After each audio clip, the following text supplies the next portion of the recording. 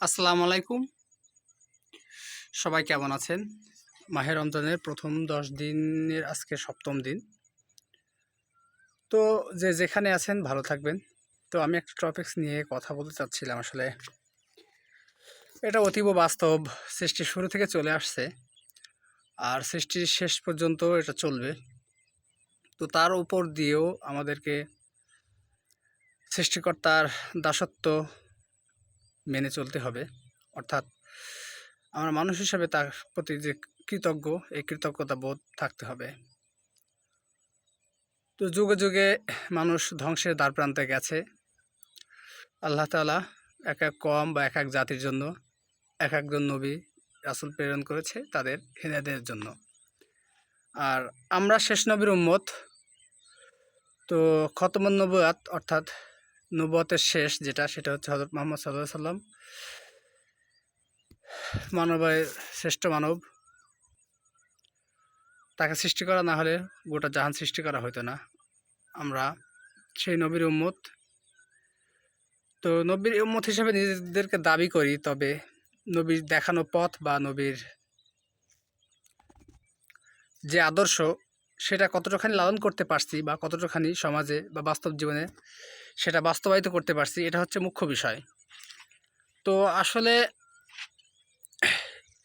যুগে যুগে অনেক নবী রাসূল এসেছে, কয়েক হাজার বছর নবুয়ত বা দ্বীনের দাওয়াত দিয়ে গিয়েছে।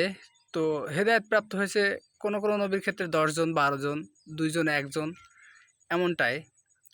তো তাই বলে তারা কখনো আশাহত হয়নি। আল্লাহর কাছে জবাবদিহিতার ভয়ে তারা দাওয়াত দিয়েই গেছে এবং লাঞ্ছিত, মার খেয়েছে, সমাজ থেকে বিতাড়িত হয়েছে।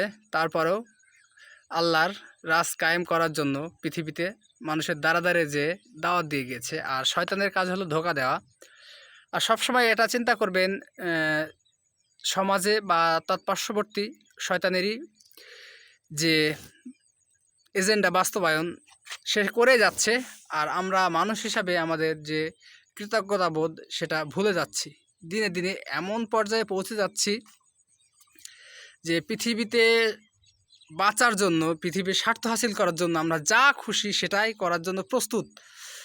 তবে এটা চিন্তা করে দেখুন, আল্লাহ তাআলা আমাদের কাছে কিছুই চান না। তার দাসত্ব এবং তার যে দিন প্রতিষ্ঠা, সে দিন প্রতিষ্ঠার জন্য পৃথিবীতে কাজ করার জন্য সে আহ্বান করেছেন এবং নির্দেশনা দিয়েছেন, এবং সম্পূর্ণ জীবনবিধান হিসাবে, সম্পূর্ণ সংবিধান হিসাবে কোরআন তিনি তার নবী হযরত মুহাম্মদ সাল্লাল্লাহু আলাইহি সাল্লামের উপরে নাজিল করেছেন, এবং সেটা যেন পৃথিবীতে বাস্তবায়িত হয়। সেটা হচ্ছে একজন মুমিন বা প্রকৃত মুসলমানের কাজ।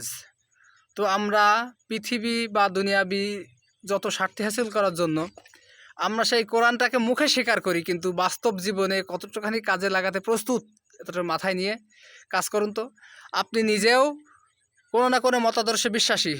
মাথায় রাখবেন, পৃথিবীতে যদি বাঁচতে হয় অবশ্যই আল্লাহর আইন প্রতিষ্ঠা করার জন্য পৃথিবীতে বাঁচতে হবে, এবং প্রয়োজনে যদি জীবনটা দেওয়া লাগে তবুও প্রস্তুত থাকতে হবে।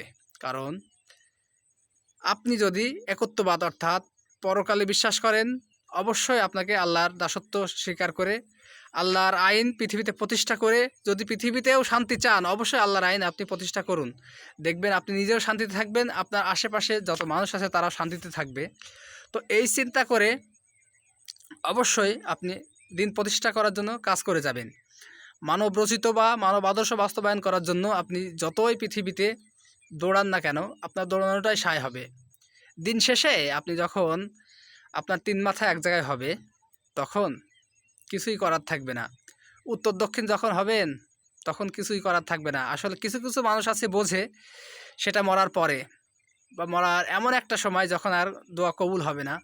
তো মাথায় সূর্য মাথার উপর ওঠার আগে, অর্থাৎ পশ্চিম দিকে উদিত হওয়ার আগে যদি কষ্টটা বোঝেন, অর্থাৎ আপনি যে মানুষ, আপনার যে একটা দায়িত্ব আছে, আপনার যে সৃষ্টিকর্তা তার প্রতি আপনার একটা অনুগত থেকে যায়, সেটা যদি ভুলে যান আপনি অবশ্যই অকৃতজ্ঞ। আপনি ধ্বংসের কাতারে আপনি অন্তর্ভুক্ত হয়ে গেছেন, আপনি অভিশপ্তদের কাতারে আছেন। তো নবুয়তের যে শেষ সেটা হচ্ছে আমার নবী হযরত মুহাম্মদ সাল্লাল্লাহু আলাইহি ওয়াসাল্লামের দ্বারা শেষ হয়েছে, কিন্তু তার যে আদর্শ মতাদর্শ সেটা ওলামা বা আলেম ওলামাদের মাঝে ন্যস্ত করে দেওয়া হয়েছে যে তার মতাদর্শ তারা প্রতিষ্ঠা করবে। তো তারা যখন তার মতাদর্শ বা তার কোনো কিছুই পৃথিবীতে প্রতিষ্ঠা করতে যায়, আমরা কিছু শয়তানরূপী মানুষ আছি যারা তাদেরকে বাধা দেই, বিভিন্ন রকম গালিগালাজ করি। তো নিজের ভিতরে যদি মনুষ্যত্ব বোধ থাকে, আপনি যদি মানুষ হন, অবশ্যই আপনার ভিতরে এই যে খোদাদ্রোহী কাজকর্ম থেকে বিরত থাকুন। আপনি কাকে কষ্ট দিচ্ছেন? আপনি মরবেন না, অবশ্যই মৃত্যুর স্বাদ আপনাকে গ্রহণ করা লাগবে। আপনি যদি বিশ্বাসীদের কাতারে থাকেন, অবশ্যই এ কথাটা মাথায় রাখবেন। আজ হয়তো বা আমি আপনার সাথে কথা বলছি, কিছুক্ষণের মধ্যে মাইকে অ্যালার্ম হতে পারে আমি আর বেঁচে নেই, এমনটাও তো হতে পারে আপনার জীবনে। তো হতে পারে না, অবশ্যই হবে। তো সেই চিন্তা করে অন্তত দিনের পথে কাজ করুন, দিন প্রতিষ্ঠা করার জন্য কাজ করুন। মানব রচিত মতাদর্শের পিছে আর ছুটেন না ভাই। পৃথিবী শেষ হয়ে যাবে, অবিনশ্বর নয়। তো পৃথিবী শেষ হওয়ার সাথে সাথে আপনিও কিন্তু থাকবেন না। আপনি যদি অবিশ্বাসের কাতারি হন, তাহলে আপনার জন্য পরকাল নেই, তাহলে আপনি যা খুশি করতে পারেন, আপনার জন্য আমার কোনো বক্তব্যই নেই। তবে এতটুখানি বলতে পারি, আপনি অবশ্যই মরবেন। তো